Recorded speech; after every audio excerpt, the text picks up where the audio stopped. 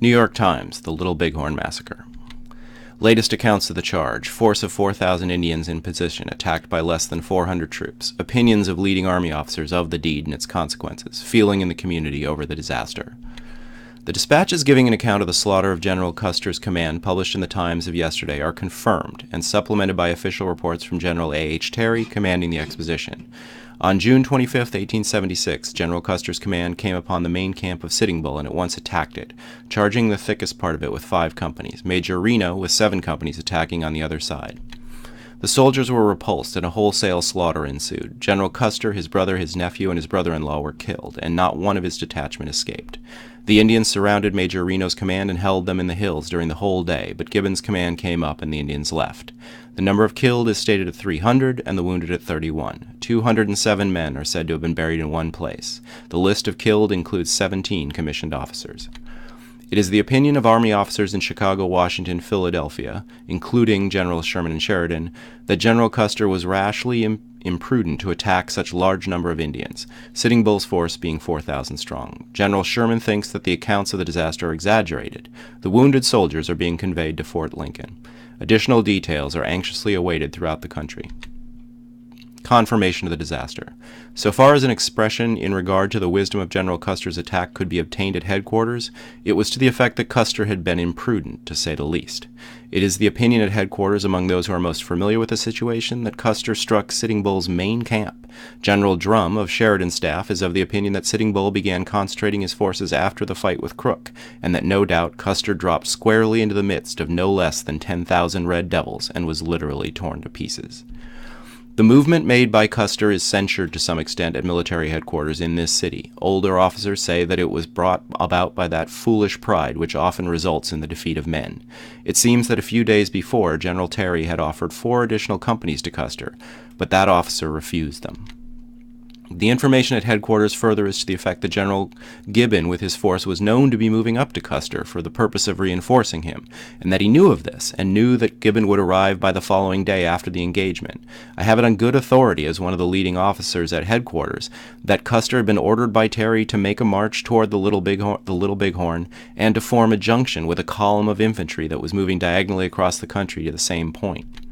The 2 columns were then to cooperate and make an attack. Instead of marching from 20 to 30 miles per day as ordered, Custer made a forced march and reached the point of destination 2 or 3 days in advance of the infantry.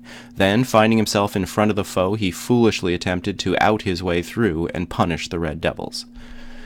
Details of the battle. Chicago, July 6th. A special to the Times tonight from Bismarck recounts most graphically the late encounter with the Indians on the Little Bighorn. General Custer left the Rosebud on June 22nd with 12 companies of the 7th Cavalry, striking a trail where Reno left it, leading in the direction of the Little Horn. On the evening of the 24th, fresh trails were reported, and on the morning of the 25th, an Indian village, 20 miles above the mouth of the Little Horn, was reported about 3 miles long and half a mile wide and 15 miles away. Custer pushed his command rapidly through. They had made a march of 78 miles in 24 hours preceding the battle. When near the village, it was discovered that the Indians were moving in hot haste, as if retreating.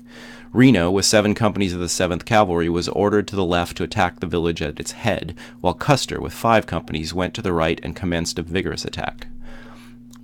Reno felt of them with 3 companies of cavalry and was almost instantly surrounded, and after 1 hour or more of vigorous fighting, during which he lost Lieutenants Hodgson and McIntosh and Dr. DeWolf and 12 men, with several Indian scouts killed and many wounded, he cut his way through to the river and gained a bluff 300 feet in height, where he entrenched and was soon joined by Colonel Benson with 4 companies.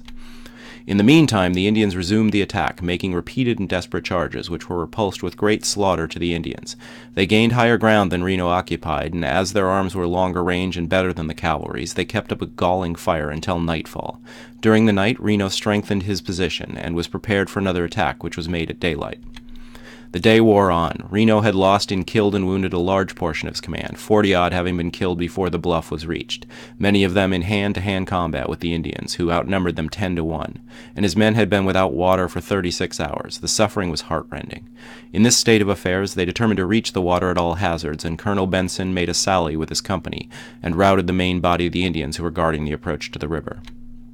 The Indian sharpshooters were nearly opposite the mouth of the ravine through which the brave boys approached the river, but the attempt was made, and though 1 man was killed and 7 wounded, the water was gained and the command relieved. When the fighting ceased for the night, Reno prepared for further attacks. There had been 48 hours fighting, with no word from Custer. 24 hours more of fighting and the suspense ended, when the Indians abandoned their village in great haste and confusion. Reno knew that succor was near at hand. General Terry, with Gibbon commanding his own infantry, had arrived. And as the comrades met, men wept on each other's necks. Inquiries were then made for Custer, but none could tell where he was. Soon an officer came rushing into camp and related that he had found Custer, dead, stripped naked, but not mutilated, and near him his 2 brothers, Colonels Tom and Boston Custer. His brother-in-law, Colonel Calhoun, and his nephew, Colonel Yates, Colonel Keogh, Captain Smith, Lieutenant Crittenden, Lieutenant Sturgis, Colonel Cook, Lieutenant Porter, Lieutenant Harrington, Dr. Lord, Mac Kellogg, the Bismarck Tribune correspondent, and 190 men and scouts. Custer went into battle with companies CLIF and E of the 7th Cavalry and his staff of non-commissioned staff of his regiment and a number of scouts, and only 1 Crow scout remained to tell the tale. All are dead. Custer was surrounded on every side by Indians, and horses fell as they fought on skirmish line or in line of battle. Custer was among the last who fell, but when his cheering voice was no longer heard, the Indians made easy work of the remainder. The bodies of all, save the newspaper correspondent, were stripped, and most of them were horribly mutilated. Custer's was not mutilated. He was shot through the body and through the head. The troops cared for the wounded and buried the dead and returned to their base for supplies and instructions from the General Army. Colonel Smith arrived at Bismarck last night with 35 of the wounded. The Indians lost heavily in the battle. The Crow scouts survived by hiding in a ravine. He believes the Indians lost more than the whites. The village numbered 1,800 lodges, and it is thought that there were 4,000 warriors. General Custer was directed by General Terry to find and field the Indians, but not to fight unless Terry arrived with infantry and with Gibbon's column.